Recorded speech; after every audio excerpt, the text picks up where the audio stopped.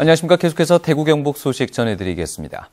대구와 경북 지역은 오늘 대체로 맑은 날씨를 보였습니다. 오늘 낮 최고 기온은 대구 7.2도, 구미가 5.8도, 안동 5.4도, 포항 6.5도로 어제와 비슷하거나 조금 낮았습니다.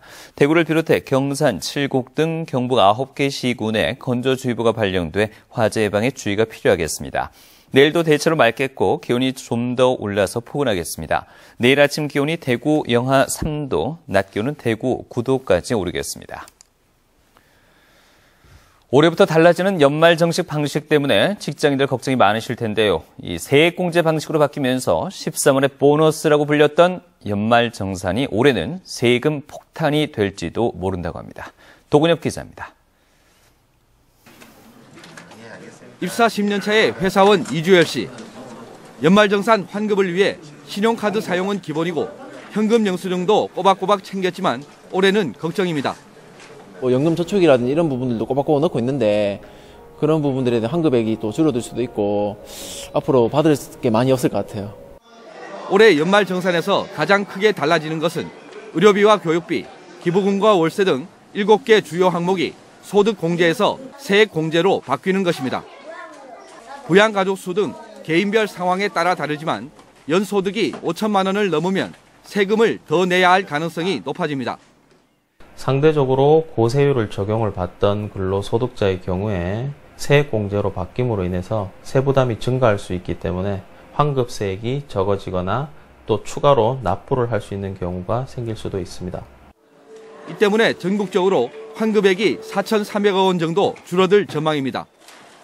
반대로 소득이 적으면 세부담이 조금 줄 수도 있습니다. 연말정산에서 한 푼이라도 더 돌려받으려면 맞벌이 부부는 높은 세율을 적용받는 소득이 높은 쪽에 부양가족 공제를 몰아주는 것이 좋습니다. 거꾸로 특별세액 공제 가운데 최저 사용 금액이 있는 의료비나 신용카드 사용액 등은 총 급여가 적은 배우자에게 몰아주는 게 좋을 수도 있습니다. 연말정산 자동계산기 등을 이용하면 환급받거나 추가로 납부해야 할 세금 액수를 미리 알 수 있기 때문에 비교해 보는 것도 좋습니다.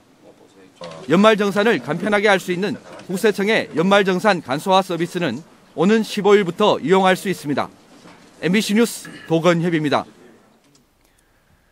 박근혜 대통령이 신년 기자회견에서 종합적인 국토정책 차원에서 의견 수렴을 한 뒤에 수도권 규제 완화를 올해 안에 추진하겠다고 밝혀 논란이 되고 있습니다.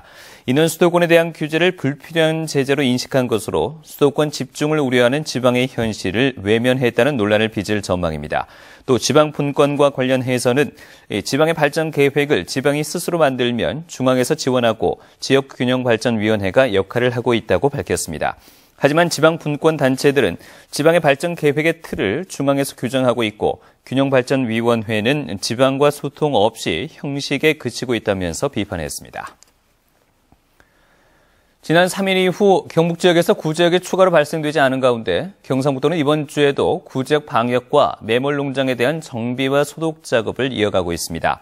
경상북도는 구제역 발생 농장주가 운영하는 다른 농장에서 의심 증상이 발견되지 않았고 다른 농가에서도 의심 신고가 접수되지 않았다고 밝혔습니다. 경상북도는 구제역 발생 이후 접종한 백신의 항체 형성이 늦어도 이번 주 내로 완료된다며 주말까지 추가 발병이 없으면 진정 국면에 접어들 것으로 전망하고 있습니다. 한국공공자치연구원이 전국 기초자치단체의 경제 분야 경쟁력을 평가한 결과 17개 시도 가운데 울산시 소속 자치군구의 경쟁력이 가장 높았고 전라남도와 경상북도가 최하위권으로 나타났습니다. 군 단위 84개 기초지자체 중에서는 울산 울주군과 전남 영암군, 경북 달성군이 높은 평가를 받았습니다. 대구와 경북 지역에서 지난해 지진이 가장 많이 발생한 것으로 나타났습니다. 특히 지난해 9월 경주에서 발생한 규모 3.5의 지진은 국내에서 가장 강력한 지진으로 조사됐습니다. 박상환 기자가 보도합니다. 놀이터를 비춘 CCTV 화면이 흔들리고 자동차가 지나가는 도로에서도 땅의 움직임이 느껴집니다.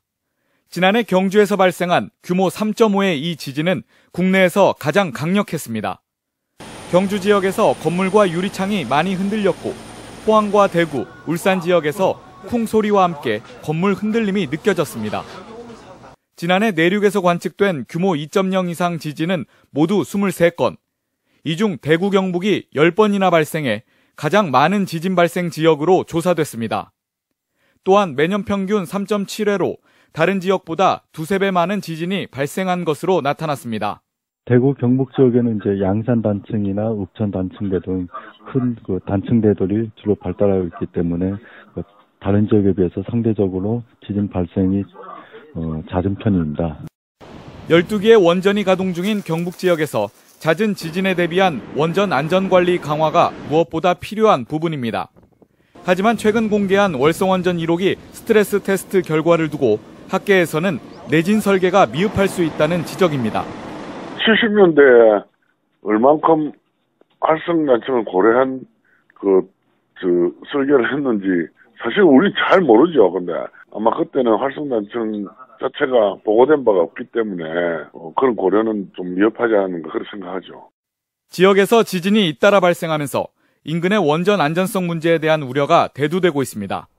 MBC 뉴스 박상환입니다. 훔친 금목걸이를 삼켜 병원에서 치료를 받던 30대 여성이 달아났다가 5시간 반 만에 경찰에 잡혔습니다. 대구 중부경찰서에 따르면 오늘 오전 8시쯤 대구 중구의 한 병원 2층 화장실에서 밖으로 뛰어내려 달아난 38살 김모 씨가 오후 1시 반쯤 경찰에 붙잡혔습니다. 김 씨는 도주 과정에서 허리를 다쳐 달서구 한 병원에서 치료를 받던 중 검거됐습니다. 경찰에 따르면 김 씨는 지난달 21일 대구 동성로의 한 금은방에서 금목걸이를 훔친 혐의로 경찰에 조사를 받다가 금목걸이를 삼켜 치료를 받아오던 중 오늘 도주 행각을 벌였습니다. 지금까지 대구에서 전해드렸습니다. 고맙습니다.